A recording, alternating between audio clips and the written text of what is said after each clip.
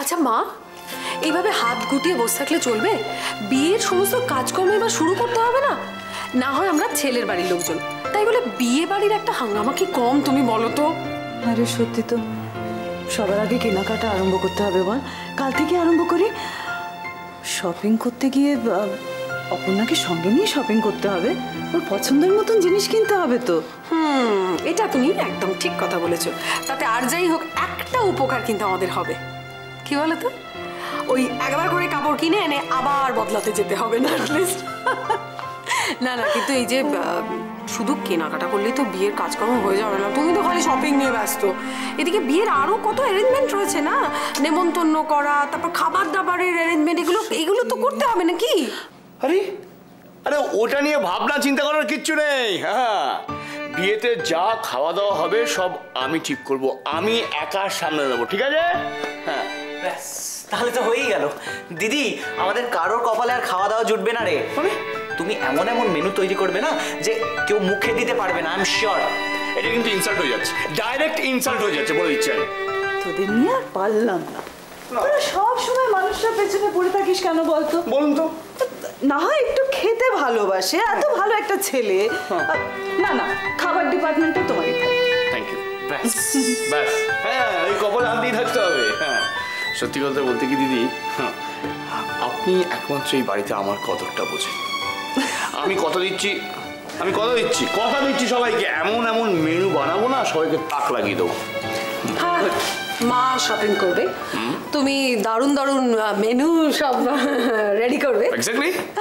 এত কিছুর মাঝখানে আসল কাজটাই যে করা হয়ে উঠছে না, সেটা কি কারোর খেয়াল আছে? কি সেটা? আরে বাবা, বিয়ের তারিখটাই তো এখনো ঠিক হয়নি। ও হ্যাঁ, না না, এই ব্যাপারে আমি কিন্তু ভট্টাচার্য মশাইকে আসতে বলেছি, আর সকালেই তো উনি আসবেন। ভালো। এই তো আমি এসে গেছি। নমস্কার ভট্টাচার্য মশাই। হঠাৎ এমন জরুরি তলব কেন? আপনি তো সবই জানেন, সৈকতের বিয়ের ব্যাপারে যদি তাড়াতাড়ি একটা শুভ দিন ঠিক করে দেন। সবই তো ঠিক আছে, কাছাকাছি যে দিনটা আগে ঠিক ছিল সেটাই সব থেকে ভালো। তা নইলে সামনের মাসটা ছেড়ে পরের মাসে। না, তাহলে তো বড্ড বেশি দেরি হয়ে যাবে। তার চেয়ে বরং আগের দিনটাই ঠিক থাক। কি বলছো মা? আগের দিনটা মানে? তাহলে তো হাতে মাত্র আর কটা দিন বাকি, আমরা কি? দিদি, আরেকটা জিনিস তো ভাবতে হবে না, অপর্ণাদের বাড়ি কি এত তাড়াতাড়ি সবকিছু অ্যারেঞ্জমেন্ট করতে পারবে? সেই তো, এটা আরে বাবা, অ্যারেঞ্জমেন্ট করার কি আছে? আমরা তো অপর্ণার বাড়িতে যাব আর ছেলের বউকে বরণ করে নিয়ে আসবো, ব্যাস হয়ে গেল। হ্যাঁ, থ্যাংক ইউ হয়ে গেল। ওষুধে তোর হলো রে? আরে তাড়াতাড়ি কর, দেরি হয়ে যাচ্ছে। দিবাকর বাবুরা ব্যস্ত মানুষ। আমি রেডি, চলো। চল চল চল চল। কি হলো? এ কি, চশমা পরবে না? চশমা না পরে বেরিয়ে যাচ্ছ, যাও। না না, চশমাটা নিয়ে আসি।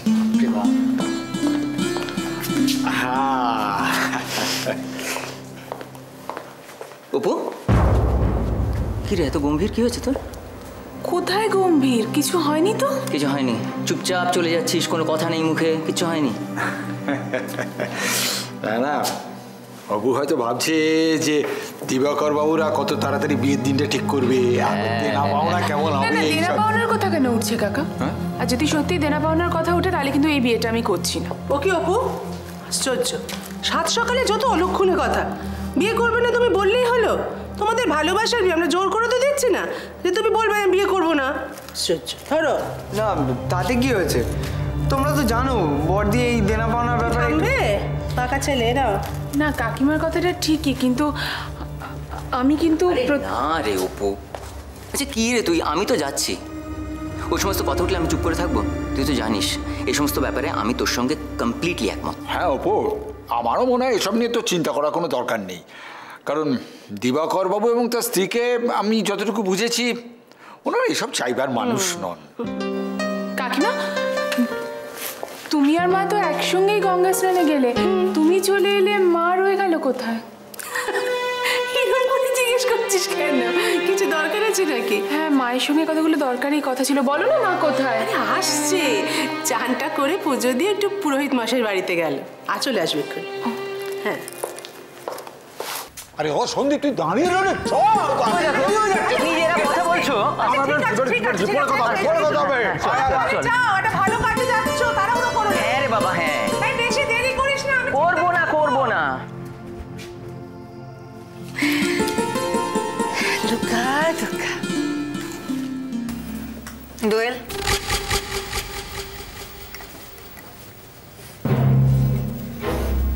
এটা কি? মনটা কোথায় থাকে তোমার? টোস্ট করতে গিয়েও পুড়িয়ে ফেলেছো, আর সেটা আবার আমাকেই খেতে দিয়েছো। সরি পিসিমণি, তাড়াহুড়ো করতে গিয়ে খেয়াল করতে পারিনি, সরি। খেয়াল তো করবে না, সেটা তো স্বাভাবিক।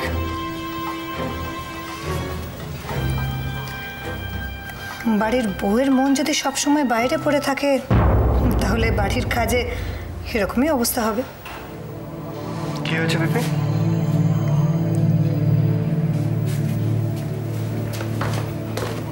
দেখ কি হয়েছে, দেখ সামান্য একটা টোস্ট করতে গিয়েও পুড়িয়ে ফেলেছে। কোনো মানুষ এরকম টোস্ট খেতে পারে? অবশ্য এটাই স্বাভাবিক, মাথাটা একটাই চিন্তা, কখন বাড়ির বাইরে বেরোবো আর বাড়ির বাইরে বেরিয়ে ফুষ্টি নষ্টি করবো। পিপি কি হচ্ছে, এটা কি? সবসময় তুমি দোয়েলকে এভাবে বলো কেন বলো তো? ও কি ইচ্ছা করে পুড়িয়েছে নাকি পাউরুটিগুলো?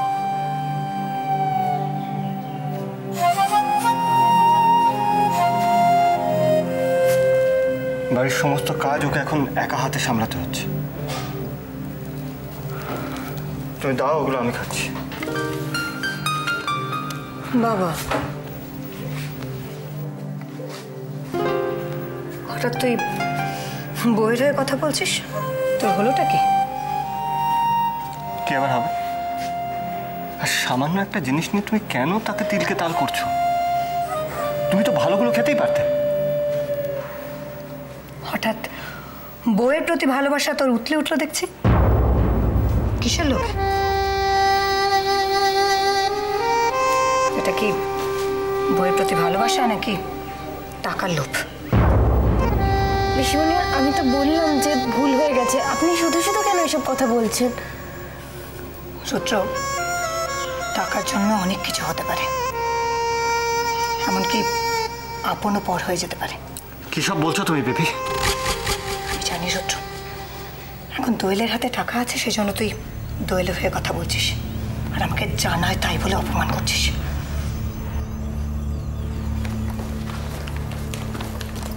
কোথায় থাকো তোমরা? যে যেখানে খুশি ঘুরে বেড়াবে, আর আমাকে বাড়ির সব কাজ করতে হবে, তাই তো? আমি তো আপনার কাছেই আসছিলাম। কালকে বিকেলে রাজেশ্বরী রায়চৌধুরী নামে একটা চিঠি এসেছিল, সেটা দিতে ভুলে গেছি, সেই জন্যই তো এটা আনতে গেছিলাম।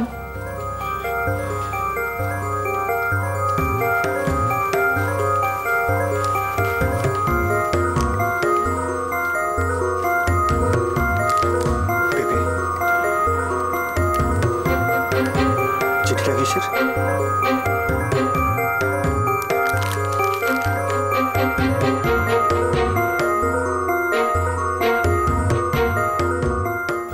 রাজেশ্বরী রায়চৌধুরী।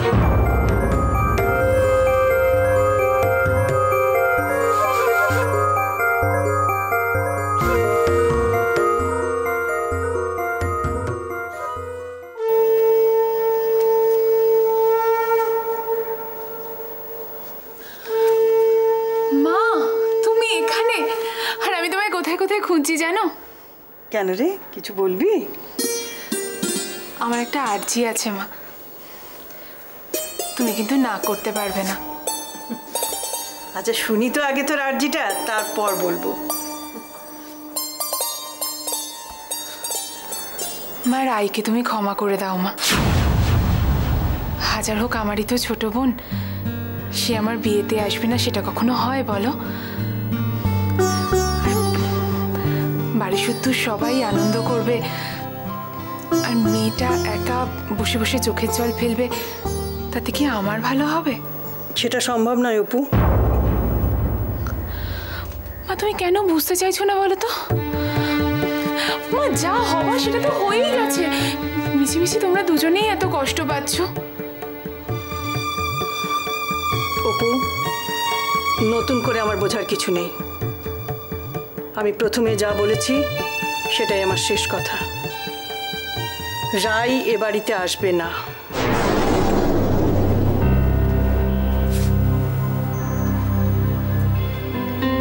তাহলে তুমিও আমার শেষ কথা শুনে নাও মা। রাই যদি আমার বিয়েতে না আসে তাহলে আমিও কিন্তু বিয়েটা করব না।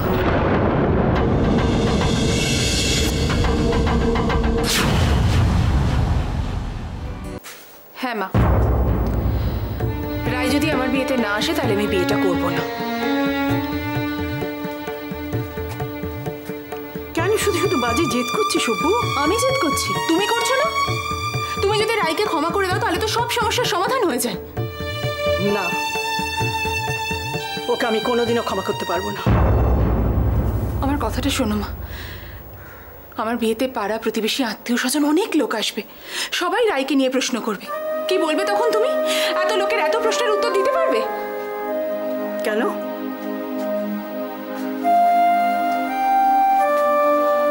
বলবো আমার ছোট মেয়ে মরে গেছে। মা, এই কথা তুমি বলতে পারলে? রাইনা তোমার নিজের মেয়ে। সেইটাই তো আমার সব থেকে বড় লজ্জার। আমার মেয়ে কি করে এরকম হলো? রাই এমন কি দোষ করেছে যে তুমি এত শাস্তি দিচ্ছ মেয়েটাকে? দোষ করেনি, ওর জন্য সমাজে মুখ দেখাতে পারি না, রাস্তাঘাটে কোথাও মাথা উঁচু করে হাঁটতে পারি না। পাড়া প্রতিবেশী যে যেখানে আছে সুযোগ পেলেই আমাদের টিটকিরি দেয়। এটা দোষের নয়।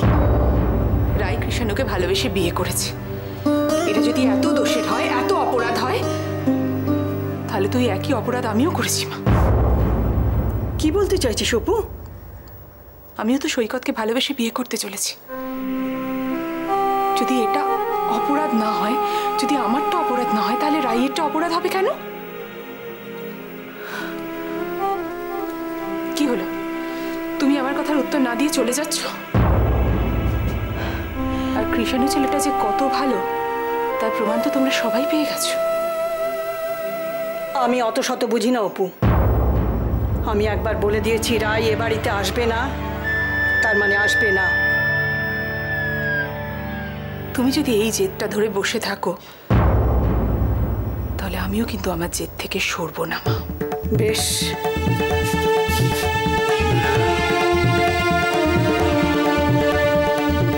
আমিও দেখব কার জেদ বেশি।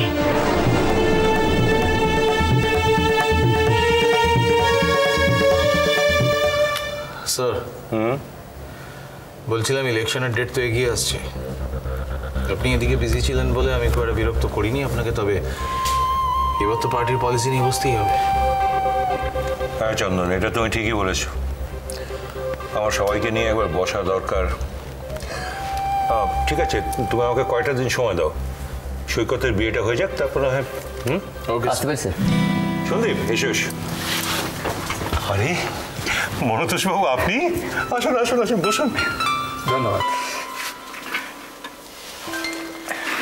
বল। আমি জানি যে আপনার সময় নষ্ট হবে, তবুও বোঝেনি তো কন্যাদায়গ্রস্ত কাকা, না এসে পারলাম না। ছি ছি ছি ছি, এটা আপনি কি বলছেন? আপনি 100 বার আসবেন, যখন ইচ্ছে তখন আসবেন। কি বলবেন বলুন। হ্যাঁ মানে আমি বলছিলাম যে না না না, তার আগে কি খাবেন বলুন তো? চা না কফি? না না ঠিক আছে, আমি না হয় কফি বলি। ওকে স্যার, বল। 4টে কফি পাঠিয়ে দাও।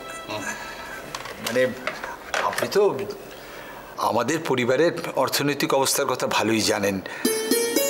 তারপর পরপর দুটো মেয়ের বিয়ের ব্যবস্থা করতে গিয়ে টাকা পয়সাও তো একেবারে। তাও আপনি যদি ওই দেনা পাওনার ব্যাপারে একটা আভাস দেন তাহলে আমাদের প্রস্তুতি নিতে সুবিধা হয় আর কি। দেনা পাওনা? আগে মানে পণ? হ্যাঁ,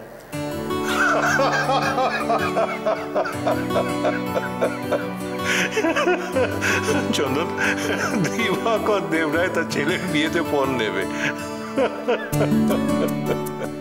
মনতোষ বাবু, অপর্ণাকে আমি আমার মেয়ের মতো দেখি।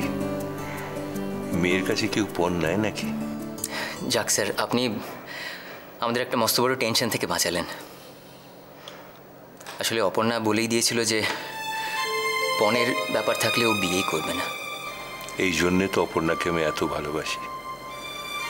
ওর সাহস, ওর সততা, ওর দৃঢ় মানসিকতা আমাকে মুগ্ধ করে। সত্যি স্যার, এটাই ভালো লাগছে যে আপনার আদর্শ আর আপনার হবু পুত্রবধূর আদর্শ মিলে যাচ্ছে। ঠিক বলেছি চন্দন। স্যার, বিয়ের ডেটটা কি আপনি কিছু ফাইনালাইজ করলেন? ঠিক আছে, পুরোহিত মশাইয়ের সঙ্গে কথা বলে আমি আজকালের মধ্যে মনতোষবাবু আপনাদের জানিয়ে দেবো। ঠিক আছে, আজ তাহলে আমরা উঠি। না না, কি করে হবে চন্দন? বসুন।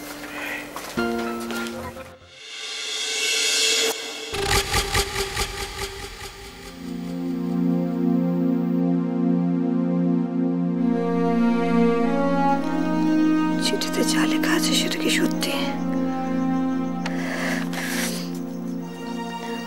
মিথ্যে বা কেন হবে? মিথ্যে বলে ওর কি লাভ? আমি এখন কি করব? জানাজানি হয়ে গেলে তো কেলেঙ্কারি হয়ে যাবে। কি করি?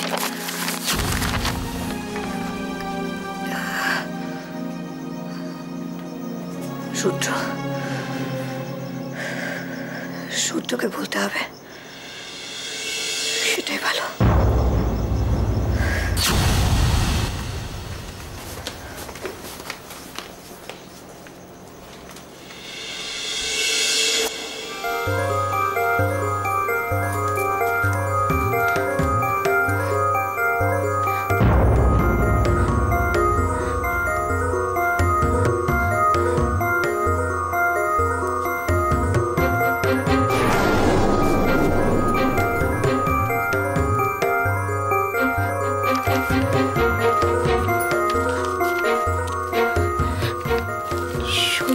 অধিকারী এখন আমার কাছে বহাল তো বিয়েতে আছে।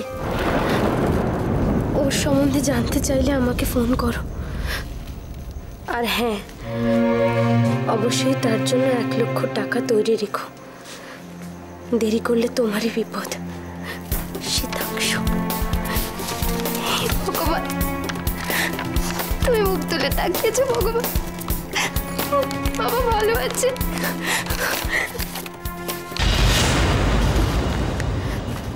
শীতাংশুকে ফোন নাম্বার 2420-12222।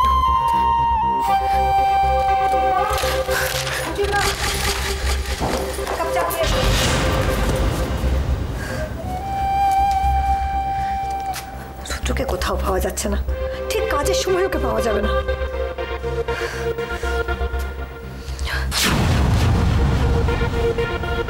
আমি বা কেন এত টেনশন করছি?